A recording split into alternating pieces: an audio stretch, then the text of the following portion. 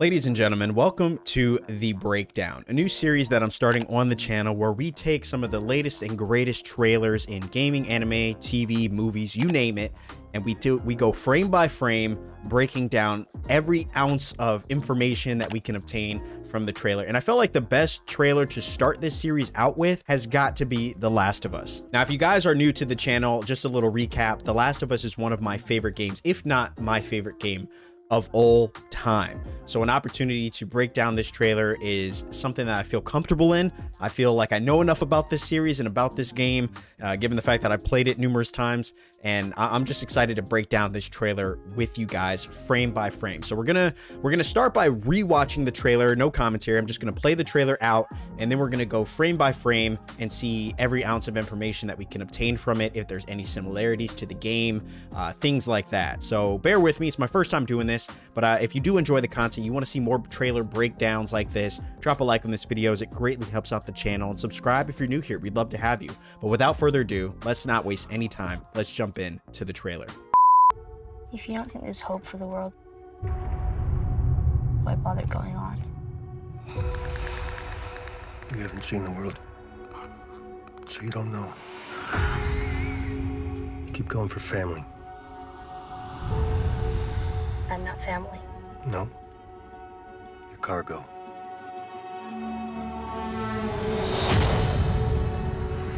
Why are you so important? Somewhere out west, they're working on a cure. I think what really impressed them was the fact that I didn't turn into a monster. If she so much as twitches, don't.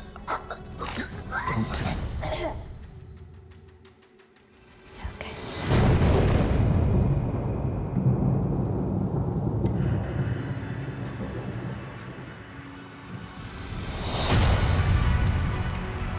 If I'm taking you with me, do what I say when I say it. You got any advice on the best way west? Yeah, go east. You've come this far, and you know what's out there. You're not gonna scare us. Scared him?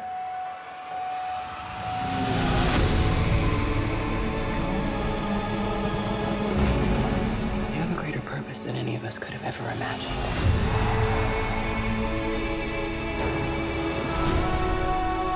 Be careful who you put your faith in. You might not be her father, but you were someone's.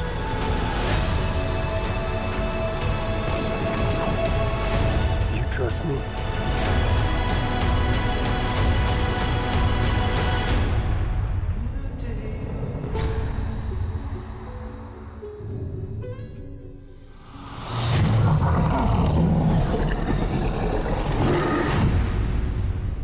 All right, guys, there it is. That was the trailer again. Now we're gonna break down the trailer frame by frame and really just see what we can pick apart. Is there any scenes that came out that drew any sort of emotional reaction from me, and scenes that really just I instantly saw the game in. So we're gonna go frame by frame and take a look at each scene that they pictured in this this HBO trailer. So obviously, what I love in this scene is that they start off by focusing in on Pedro Pascal as Joel. Now I'll pause it here because I gotta give credit where credit is due.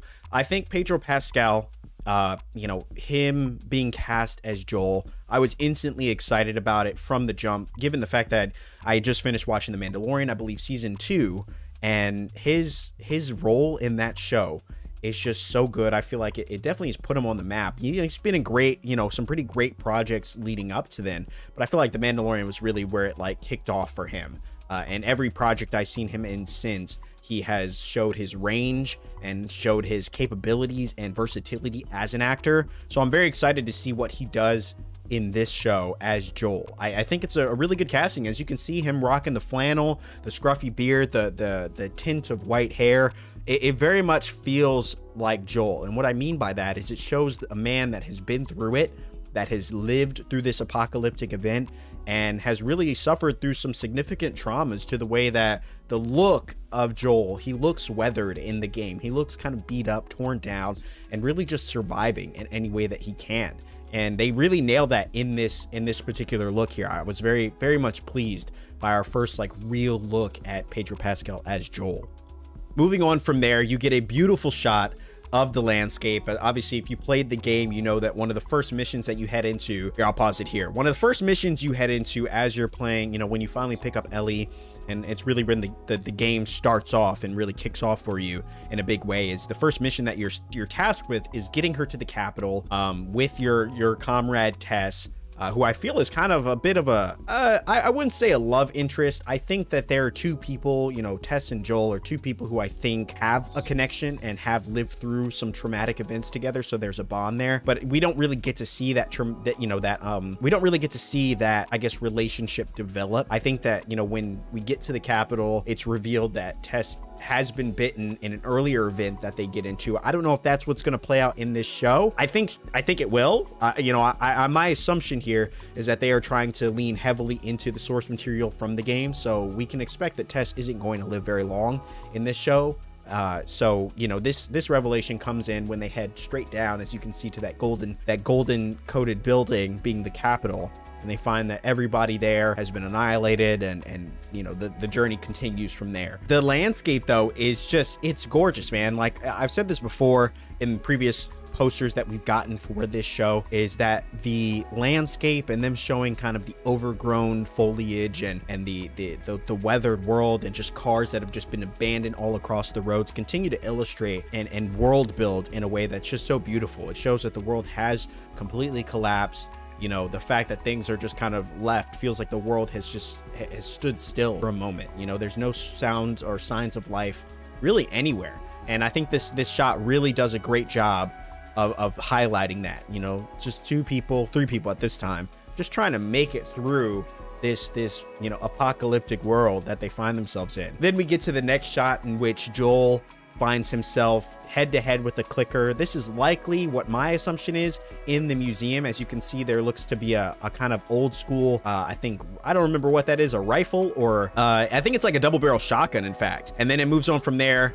and you get a glimpse here, one of your first glimpses. I think we got one at the end of the first like teaser trailer, but you get another glimpse here at, you know, infamous clickers. I think the sound that they made in the game was just so kind of gritty and horrifying in a way. You know, enemies that can't really see you, but they can sense through sound. And so the tiniest bits of sound that you make can trigger these clickers. And once they hear you, like they're on you, like you have no option, no alternative other than to just fight.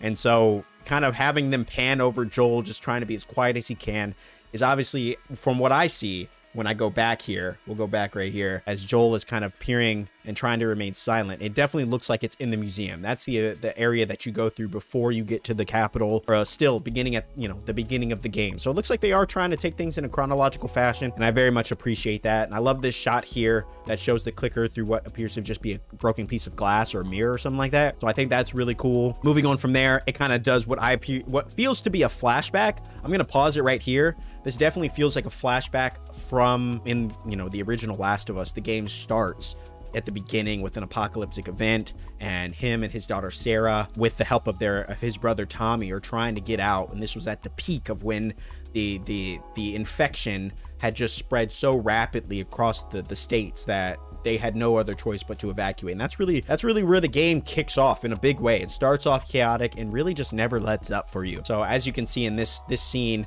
it appears this is where Joel is just beginning to try to figure out what's going on and realize that the entire world is basically in disarray. And we also get our first look at Sarah, who I believe this is Sarah. Now, obviously, as you know, if you played the game, she's not going to last long. You know, it's still really cool to see. I feel like everybody's, you know, really focused on Ellie, but I think Sarah, the character, you know, the actor that plays Sarah, is a very integral part to this story and to, you know, the development of Joel as a character. So moving on from there, I think the shots themselves are really cool. And what's cool here is that they jump from a parallel of him seeing the world kind of, you know, falling apart with Sarah, to now him seeing his relationship with Ellie. Obviously, as you can see, it takes them a while. Eventually, they will warm up to each other. But at the start, he's just, in this scene, he specifically just refers to her as cargo. You know, she's trying to figure out, why do you keep pushing on if the entire world has been destroyed and there's really nothing worth fighting for? And he tells her, you know, you fight for family.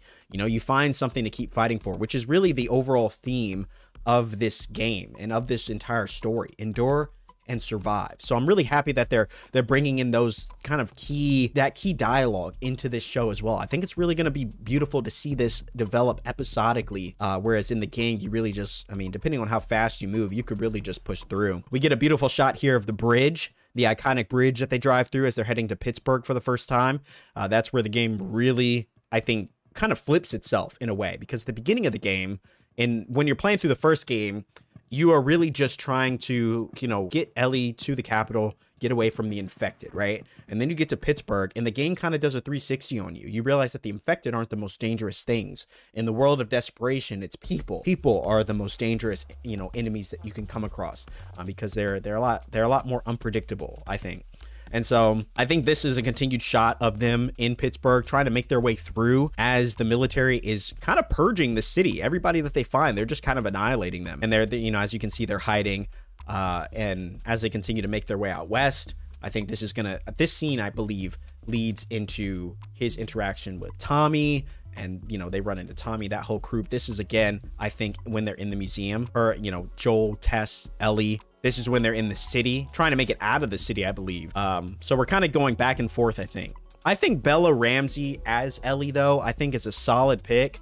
I think it's a really good casting, in my opinion. And then we get to see, obviously, in live action, her infection and how she never turned, which we also get to see a shot that, you know, we'll come to in a little bit, that highlights the Left Behind DLC and how she ends up getting infected but not dying like her friend Riley. So I think this is really cool. Once again, just character building. I don't know, I just found myself geeking out over the fact that we're seeing moments that were so, you know, pinnacle in this game brought to life in a way. And although we know how the story kind of ends and how it goes, it's still really cool to see it. I think it's going to be really cool in live action, in my opinion. This was a cool, funny moment. I think it's fun that they're providing a little bit of emotional context, but also a little bit of humor too, as Tess and Joel, you know, try to figure out what to do once they realize that Ellie is infected. They realize what, you know, because before they don't know what they're transporting her for. They just know that she's important, she's valuable, and they're trying to get some guns so that they can continue just trying to just live through this event. And, you know, I think it's fun that we get a little bit of humor from Ellie. I think we're gonna get some moments like that. And I hope that we get not just humor from her, but I can't wait to see what she provides in a really intense, emotional scene, because there's quite a few in the game. And so, yeah, and also her look, her get up is just classic Ellie. I think it's really cool. We'll go to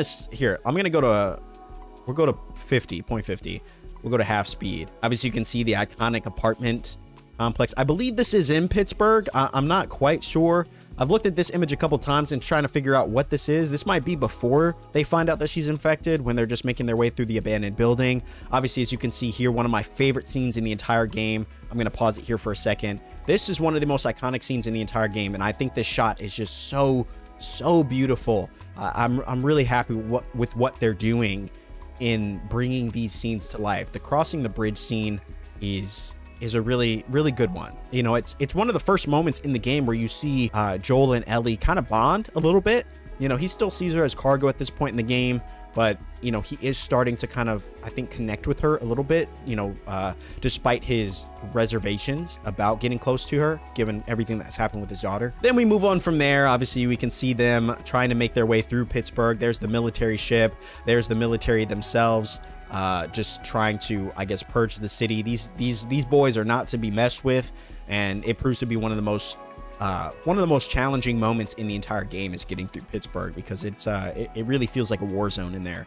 And like I said, the humans are way more, I guess you could say, unpredictable and dangerous than that of the infected. Another beautiful shot here, as you can see them making their way through the wild landscapes. Then it transitions to a beautiful snowy cap mountains as they continue to make their way out west. Them making their way to the Fedra building, where they find out that pretty much all of Fedra has been annihilated. This was, I think, late in the game. And again, just The intensity, all the dead bodies, the overgrowth, the absolutely disgusting infections that is just everywhere. Now, I'm going to be honest with you guys. In this scene, I'm not exactly sure who this is. I've thought my way through just about every character in the game, and I don't know. I can't put a finger on who this character is that they're talking to in this scene. They're kind of, you know, just chatting with them for a little bit, but I'm not sure. Then as you can see, I want to say that this is Tommy's troops, Tommy's gang. At least that's my assumption. That's my assumption. Don't quote me on this, okay? Because, you know, it's just this scene happens so quickly, but it very much looks like this is when they get, you know, they make their way through. They get intercepted by Tommy's camp before he meets his brother again. Now, his brother and him have a very tumultuous relationship. They haven't seen each other in a long time, so I think this will be an interesting kind of reunion for these two characters, Joel and his brother Tommy. Then we get a look at Marlene, perfect casting. We get another look at Ellie later in the game when she changes clothes, all the riots. I want to say this is an important scene too, because I want to say that this might be Ellie as a baby. I don't know. We don't get a lot of backstory in terms of who Ellie is, where she comes from, her parents, right? I believe that it is hinted at in the game that her parents did die, but it's, we don't find out anything else really about them other than that. So I've said this before in a couple shorts that I did, but I think a beautiful golden opportunity that they have in this show is an opportunity to really dive into the characters in much greater depth than they were able to in the game. It's not to say that they didn't do a great job in the game. I think with the time they were given, you know, you only have, you know, you want to try to create a cohesive story. Creating something for TV, I think, allows you to just be a little bit more detailed, really dive in, have episodes dedicated to backstories and things like that if you really want them to, and have those still tie into the main kind of, you know, trajectory of the story. Whereas in the game, if they did all of this backstory and really just try to dive in, it might be rather boring for the player. So it's a really unique thing transitioning, you know, TV to game and vice versa. I think transitioning from game to TV provides a little bit more leeway for what you can do and allows you a little bit more breathing space for the story. I don't believe that this is going to be one and done season, but I guess we'll see. Then we get a look at obviously the arcade or the mall that they find themselves in. Ellie with her friend Riley. Before she passes away, we get a look at Frank here. Frank and his relationship with his relationship with Bill. I'm excited for this specifically. I think the Bill casting is incredible. I can't wait to see a little bit more of Frank with Bill. We don't get a lot of that as well. When we run into Bill, you know, we make our way through this neighborhood and we find Frank has hung himself. And, you know, that's really all we know about Frank, other than the fact that he was Bill's partner.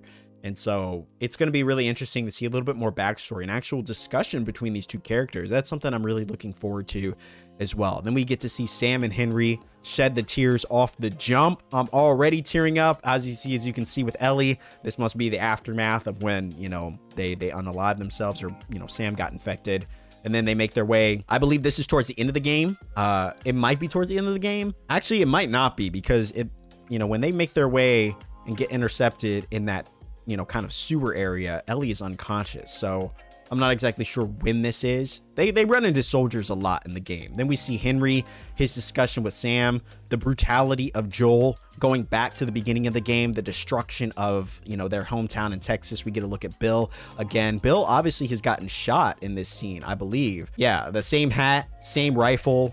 Frank obviously saves his life. This might be the kind of catalytic moment that brings Bill and Frank to become a little bit closer. They find themselves in a situation, Frank saves his life, and then you know, they get a little closer. So that'll be interesting. That'll be interesting to see these two characters survive. Like I said, I think there's a lot of opportunity for increased context with some of these characters. We also get a look here at a scene that I think is really important. We get our first look. I don't remember his name, but the dude is a freaking psychopath. He leads this entire group that Ellie finds herself encountering when Joel gets hurt. She's looking for medicine. She comes across these guys. They offer her medicine. They give it to her, but they trail her back to her camp. And yeah, he captures her and then wants to keep her as a pet, potentially bring her in and have her be a part of their camp. or he wants to eat her, because they're out here just eating humans. They're kind of creepy. So we get a first look at him. I don't know why I get Woody Harrelson vibes from this dude. I feel like Woody Harrelson could have been in this show, and that would have just been absolutely incredible. But yeah, those are the vibes I get from this dude. Yeah, as he slams the knife down as he does in the game, and then you get another look at them more in greater detail. That looks, I don't know if the dude on the left is, but that looks like Troy Baker. Potentially. I don't know if he is actually in this show. In the game, he's the mocap actor for Joel in the game, I believe. So it's very likely that, you know, in consultation with the HBO writers, that they did integrate him in as a cast member in some way, but not giving him a prominent role, because that might be a little confusing for people who played the game and know who Troy Baker is. But it definitely looks like him. I could be wrong though. And obviously you see the leader and his cult of weirdos as they're probably looking for Joel. Then we see Sam. I want to pause it here. We see Joel running away from a clicker. I'm nervous to see those interactions. These interactions between Joel, Ellie, and the clickers. This show is very brutal, and it has a lot of kind of emotional weight to it when you realize how much is on the line, and how, you know, as you see these two characters get closer together, the stakes will just become that much higher. And it's going to be really interesting and kind of crazy to see this all in live action. Again, I'm very excited for it. But there is a moment here where you can see the knife slam down. You can see them looking. I believe this is Sam. It very much looks like Sam. And then you see her kind of destroying something in a fit of rage. I don't know exactly what this is. It could be Bill's workshop, but obviously, as you can see, maybe they're just pointing to detailing, you know, the Bella Ramsey's ability to be kind of emotionally raw with these scenes, because Ellie is a pretty tormented character. So it's definitely going to be a heavy toll for her to kind of, you know, be that kind of character. You know, and then you kind of see them hug each other at the end as they get closer. And yeah, that is the trailer. That is the trailer. But in those 2 minutes, obviously, as you can see, we get a lot of information and a lot of parallels between that of the game and of the show. And then we get one last look at the very end of probably one of the most iconic fights in the entire first game, when we encounter a bloater. Now, these are infected that have been infected longer than anybody, and I feel like if they ever did do a Last of Us 3, we might see even more types of infected, which I think would be cool. But the bloaters were kind of like the big bosses in the game. You know, you had infected who were just kind of whose, you know, brains had been, you know, altered, and at that point they're like fresh infected, where they just kind of rapidly attack you and chase after you. Then you move on to the clickers, who have been infected a little bit longer. And then you move on to, obviously, the bloaters, who have been infected the longest, probably since the start. And so, yeah, coming across these things is going to be kind of insane. And so, yeah, there we are. But that's the trailer, guys. January 15th, we get a look at The Last of Us you know, series on HBO Max. And I gotta say, you know, I'm excited for this. The show looks to be doing the game justice, and, you know, this game, particularly The Last of Us 1, has a very strong, I think a lot of people really connect to it. It's one of the greatest games that I've ever played. And I think part of that is just because it's such the captivating story and the emotional connectedness to Joel or Ellie, or the combination of the two, as they traverse through this post-apocalyptic world that has been, you know, completely placed in disarray. It's something that grips your heart a little bit, especially once you get to the end. Now, I don't know if this is going to be just a one-off season. I really hope it isn't. I hope that they dive into this show and, you know, potentially they end season 1 maybe before they get to Pittsburgh. There's a lot of ground that they could cover in, let's say, 8 episodes of a season, and before they get to Pittsburgh, and have that be another season. And just really, like, they could drag this on if they wanted to, and I hope that they do. But if it is one season, you know, hey, there's that too. And I hope that that the story does it justice. We get a lot more context to some of the characters and all that kind of thing. But yeah, like I said, Last of Us, one of my favorite games of all time, and I cannot wait to see this story brought to life as Bella Ramsey plays Ellie and Pedro Pascal plays Joel, as these two characters try to connect, you know, despite their hesitation in the beginning. And they really become some of my favorite video game characters. Yeah, guys, that's all for me. I hope you enjoyed the breakdown. We really tried to go frame by frame and slow things down in a way that we could dissect every moment in this beautiful trailer. I think it's such a great thing that they did, bringing this game to life, and I hope that we see this for future games as well. But yeah, that's all for me, guys. If you did enjoy the breakdown, please drop a like on this video, as it really helps me out. helps the channel out and lets me know that you want to see more videos like this in the future. I think I also have a Mario one planned as well. I'd love to dive through the Super Mario Brothers trailer that just came out, and I want to start doing this, I think, for other trailers that I'm really excited about. So let me know what you guys think down in the comments below. Is there anything you want to see me change, all that kind of stuff, and subscribe if you're new here. We'd love to have you. But until then, guys, thank you so much. I hope you're safe, I hope you're doing well, and I will see you in the next one. Cheers.